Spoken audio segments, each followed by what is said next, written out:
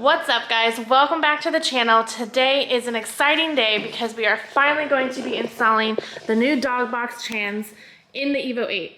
We are ecstatic, cannot wait to get it back together. We still have not gotten the transfer case back from Axiom. He is super busy, but we're gonna go ahead and get the trans installed and I will show you step by step on how we do it.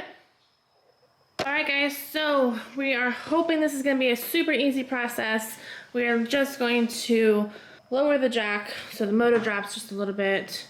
We're going to raise the car so we're able to get the dog box trans underneath. Hopefully it slides in and doesn't give us any issues. We will see how smooth it goes.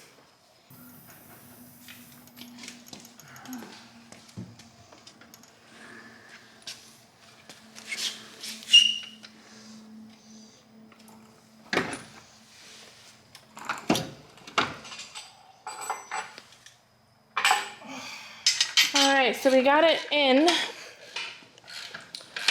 should be a little thing down there through it. We are slowly starting to wrench it in. So it was giving us a very hard time getting it in because one of the dowel pins for the motor was like pinned in between the trans and the motor. So like we're pushing and twisting and it wasn't working because of this little guy was wedged in there. So we made the executive decision to pull it out. There's still another one in there, so it should be fine, but it made us curse a lot. But now it is in there. It's got 1 or 2 bolts in. Got one, about to have 2. It's got almost 2 bolts in. Cannot wait to get this hanging by another motor mount. Dog box is looking good. Come on, come to baby. Come on. Go. Go. Say it ain't so. Oh, keep going. Alright, stop. Now it just needs to be pushed over. Motor mount is finally in. Anybody else have a difficult time with Evo motor mounts? It's aftermarket. Let me know. Shit's a pain in the butt. There's a stock mount, it would have slid right in. Whatever, stock my butt. Alright, so now we can put the rest of the trans bolts back in. And then we got a dog box, guys. Alright guys, so we officially finished putting the trans back in with the dog box and everything. We did hook up the starter. We got everything bolted down. We turned the motor a couple times to make sure everything was good. And now we're gonna raise it back up so you guys can see it for the first time.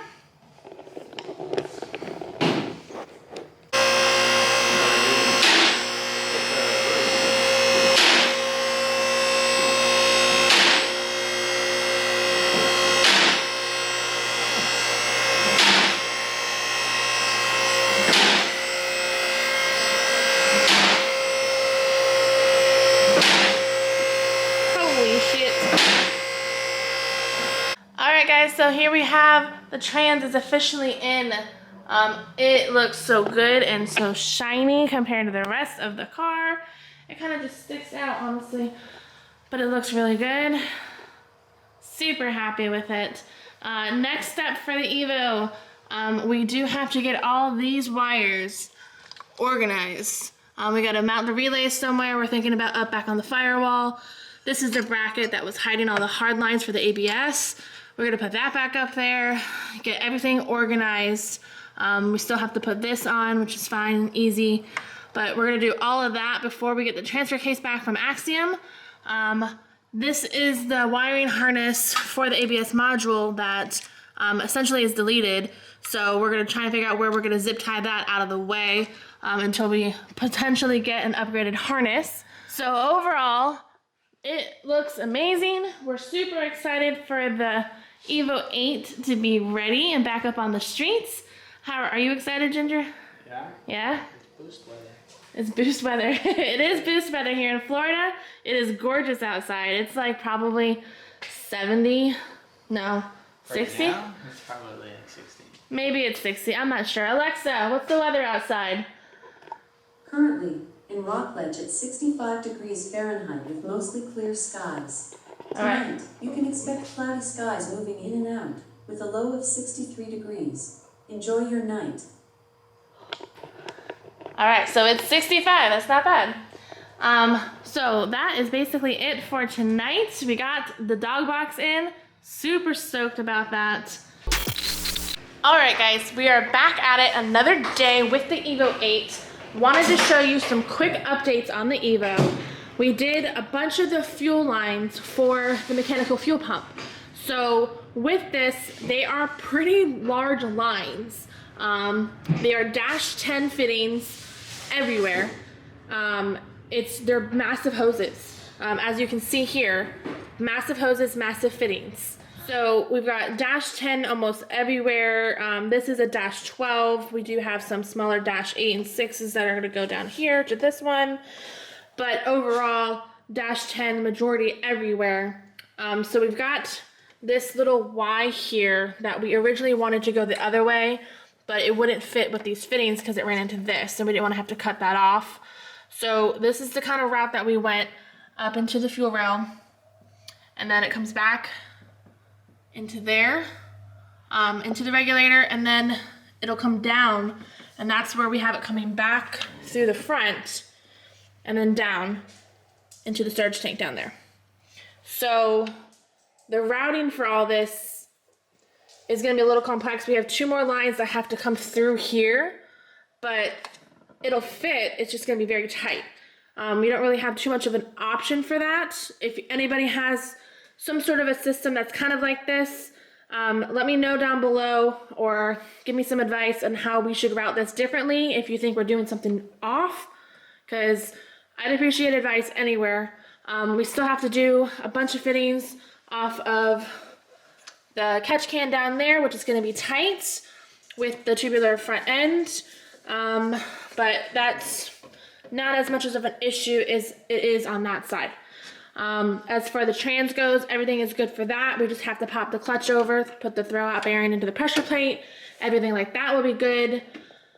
But I'm going to go ahead and raise the car up to show you the last of the fuel lines that we're trying to figure out how to route. So let me lift the car. Alright guys, so underneath the car is going to be a little bit more confusing. I took out the original OEM, the fuel line, and the evap line down low. So we already had this set up here, and it kind of runs to the back in this little Y right here, all the way into the back. It's on this side of the car already. The Ginger wants to move it right here and kind of go above, and then on this side and route it straight, because that way it has a straight line to the surge tank.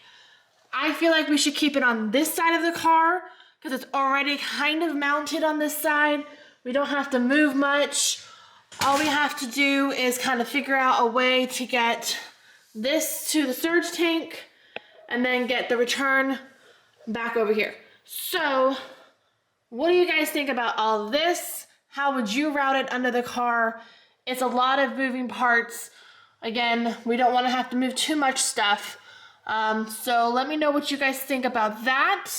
And we also finally got the transfer case back from Axiom. He's been super busy, but check this out. He fixed that corner right here. Super shiny, you can tell where he fixed it. Super happy about that. So we'll be able to get the transfer case back in. We're gonna put the tubular subframe back in, which is hanging out over there.